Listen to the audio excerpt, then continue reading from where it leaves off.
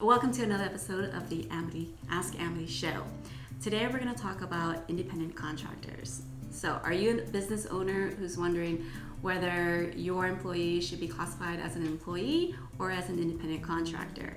So we're going to discuss the things that you need to look out for to make that kind of decision, to make the correct classification for your worker.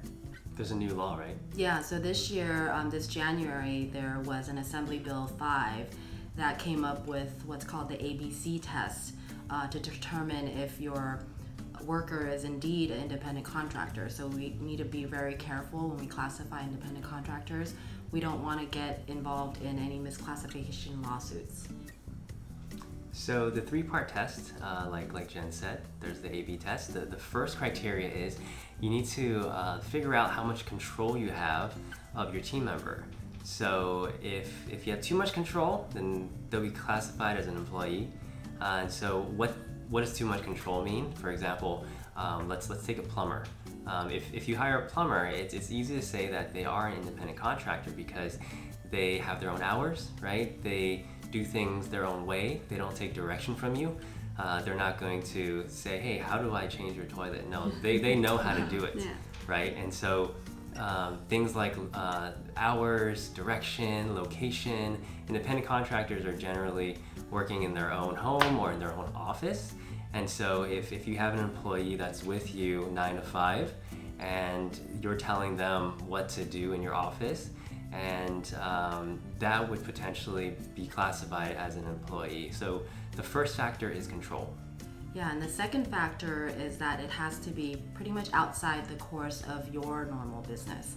So for instance, for us, our law practice, if we hire a law clerk, a secretary, a receptionist, it really kind of is in line with what we do. But if we hire, somebody to come and fix our printer, that's something outside of our scope of normal business, and so that individual may be determined as an independent contractor based on this test. And the C part of the test is that the individual is customarily engaged in an independently established trade that is of the same nature that's involved in what they're currently doing for you. So for example, if if you're hiring an electrician, someone, and you decide to bring them in a few times, and maybe you're bringing them a lot, and you're starting to wonder, is this now my employee, or are they still an independent contractor? Well, you want to look at whether or not they are independently working for themselves. That means that they have multiple contracts. So it's not just with you, they're actually going on many locations and they're doing electricity work for multiple businesses and homes. And that would lean towards them being more of an independent contractor than an employee. So why should employers and business owners care about this new law? What are the penalties? So it's really, really important that we care. The reason why is because it could be massive penalties.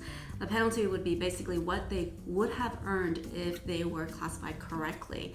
So you classified them as an independent contractor, but they should have been an employee. Now we got to look back at all the hours that they worked for you and what they should have earned per hour.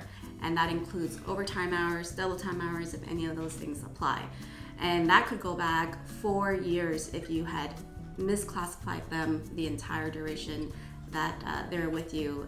If it was 4 years or beyond, it can go back all the way to 4 years. So it could be massive. We're talking hundreds and hundreds of thousands of dollars in back pay.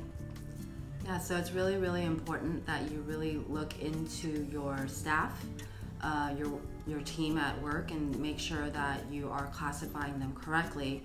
And if you do need some assistance with that, we're happy to talk to you and give you some additional advice about that.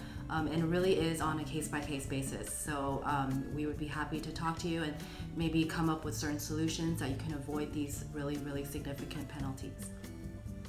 All right, I think that's it for this episode. If you have any questions, like Jen said, we offer free consultations. So we would love to help you with your matter. Give us a call. See you in the next one.